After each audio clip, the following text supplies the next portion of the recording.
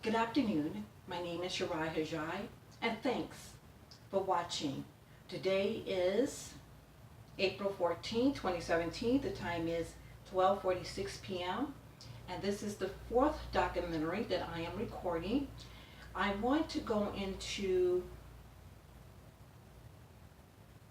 a reoccurring incident when I'm out and about in the store shopping for groceries. This is the fourth time I had heard this. Someone had indicated, walking past me, accompanied by a young adult, that they're better people. I heard this a few days ago under my paperwork. Now that's interesting. Someone is playing God, utilizing my identification of goods, identity instruments, identifiers, justifiably that they're better people. Okay, let's say hypothetically they are. Why can't they get the job? If they're domestic born in the United States or naturalized, why can't they get the job using their own birth certificate, social security number, and their state IDs? Why can't they get the job? They're better people than I. I felt when she had said this on Good Friday, I looked at her, the woman that said it. I think I'm a better person than her. Why can't I should be in her predicament, her job. They're playing games with this propaganda with redistribution of wealth. They're demeaning me on my own credentials, my goals and my dreams and accomplishment. They didn't stay 80 hours a week working overtime. They didn't catch the bus to college and then get home at 12 o'clock and then have to get back up at 4 to arrive at work at 8 o'clock. What they're doing is basically accommodating people who are lacking deficiencies in their education attainment by subsidizing people's paperwork like they done mine.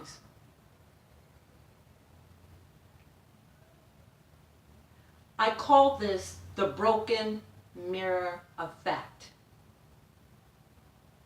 It's similar to the broken window theory, but it's the same ideology. They walk past, they know that I've been compromised, and there's public exploitation to see how far they can get away with it. And no one does anything, even though it eventually caused genocide. This method eventually caused genocide because they oppress the people so badly we can't even work. Our reputation is ruined. They pretend that we're not the right people. I never got any notification, and I think I mentioned this in an earlier documentary, from law enforcement telling me that someone was personating me, and not once. By law, I'm supposed to know who my accusers are under the Fifth Amendment. Then we have an equal protection problem because this is my paperwork. They're thriving and gaining economic enrichment because of my paperwork, my goals, my dreams, and my accomplishment. They're jumping in front of the line and want you to understand that they think they're better people, so I'm supposed to stay oppressed. I have a problem. I'm going to address that in another recording. I want to get to another subject matter that really bothers me as well. I moved here back in Naperville, and that was in November 1st of 2014. And I had to leave my prior rental agency because of what rental managers had done to me because of this fraudulent paperwork issue. I was in the store, as I told you earlier in this recording. Someone said they're forging my signature. I never waived my rights to anyone. I never gave anyone power of attorney. So who's forging my paperwork? If I sign something, you rest assured you're going to give me copies of it. And I have copies of what I sign. Someone mentioned in the store that something about FedEx. Someone is forging my signature or working at FedEx. I never worked at FedEx. I wouldn't apply at these jobs where I know I'm having problems. That's one problem. That's what you won't know. People don't know I will never apply at those jobs. Because there's fraudulent, and then they're following them around. I see the trucks all the time. I never worked at United States Postal Service. So how did they get to my paperwork in the first place? I never lost anything. But getting back to the prior rental agency where I was living, a controversy came up almost 9 months after I had leased the apartment in Willowbrook, Illinois. And on September 12th, 2013, I received this notice on my door. If some of the people that lived at that rental agency, I can't give the name for legal reasons, we saw this note.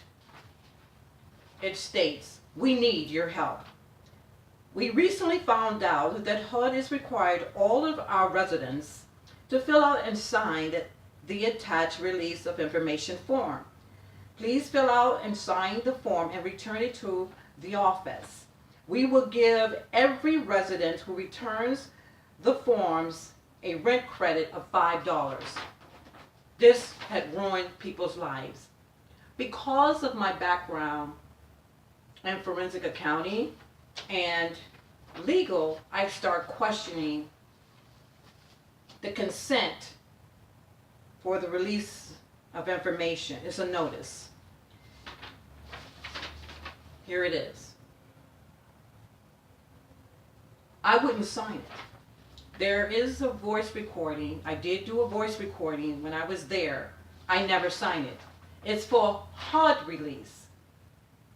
It was never in the original lease agreement.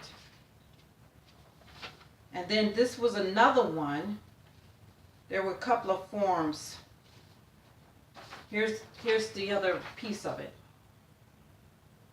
I never signed it. But the rental manager and the administrative assistants had stated that I would not be able to renew because I didn't sign it. There was no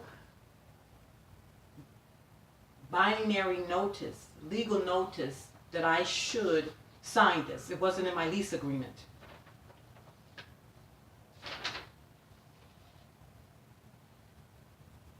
And it was for HUD. I had to pay full rent. Here's my original contract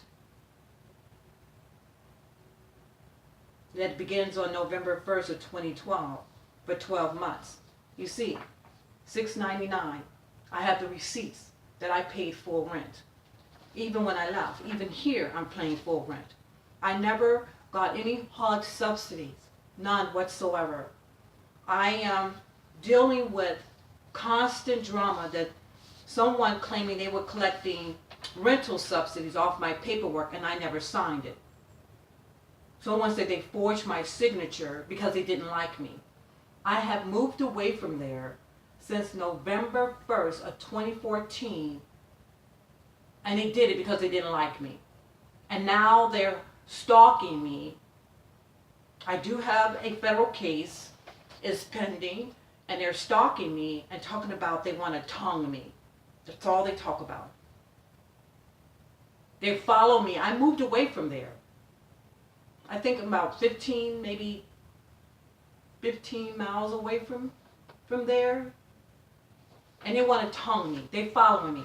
They moving here harassing me. I never signed this form. Never. So it came up in 2013. And I was forced to move because a tenant didn't like me. I'm not a social butterfly.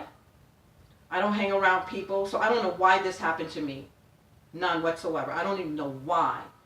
Everyone wants to personate me and then claim that I'm the fake one. So I'm dealing with this identity segregation, conformability methods by forged racial economic subsidies, entitlement enrichments that the defendant, you, preferably treated and profiled more favorably under my paperwork, just like the woman at the store. They're better people. They're playing God under my paperwork. They're indicating outside of my apartment, they constantly hang out and tell me what they think of me.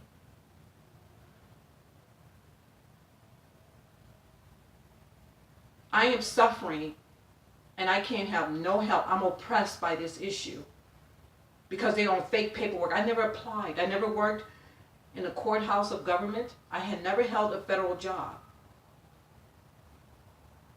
I may be qualified, but everybody keep claiming I am the fake one. I found out some investigators had followed someone around me and claiming that they were lesbians personating me, and I never, working in some job, I never applied for. So now they claiming that I'm a lesbian because of it. Thank you for watching. Have a good day.